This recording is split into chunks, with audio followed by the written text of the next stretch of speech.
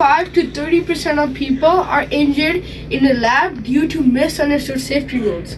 So, we're here to show you and explain some of the safety rules you must follow in a lab. By the way, this knowledge I acquired by safetyrulesinaLab.org. When in your lab, there will be chemicals all around you almost all the time. And I know you might be feel like touching them because you're kind of stupid and you're tiny and young, but don't, because that's dumb. It's a bad idea. Like, you could have a chemical here that could be physically anything, and then you decide to dip your finger in that. What if it's acid? Then what happens? You lose a finger, or worse.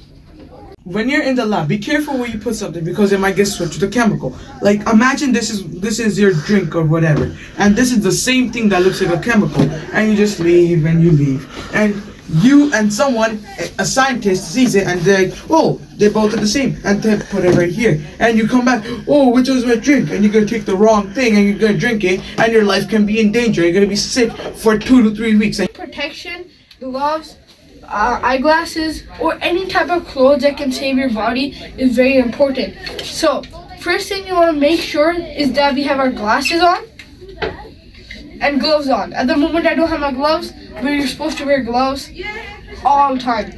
Second, your hair should be tied up. I wear a turban, so my hair generally don't need to be tied up because they're already in a turban. But if you don't wear a turban and your hair are long, please tie them up in case they don't catch up any flames. Clothes that cover your whole body, head to toe. In case of a spill, any chemical doesn't touch your skin is very important. Again, wear shoes, not slippers, because generally the spill will mostly fall on your feet, and that can damage your feet. Whenever you're in your lab or someone else's lab, you should always have a partner or helper, unless you have your teacher or supervisor's permission. It can be fatal if you do not. You're useful for another set of eyes, and they help to build teamwork.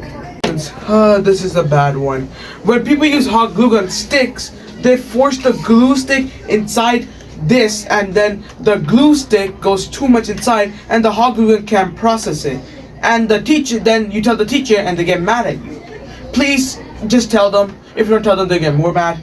And when you're doing your hot glue gun, the string, like this string right here, you can't see it, but this string, if you're gonna keep on taking out, imagine there's a person behind you.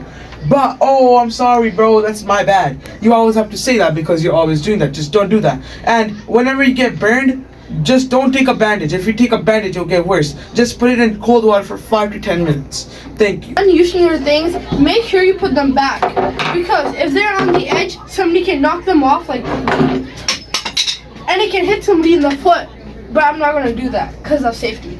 So, make sure you put it in the back or put the tools away where you picked them up from. Watching this video, I hope you learned about safety rules that are regularly in the lab.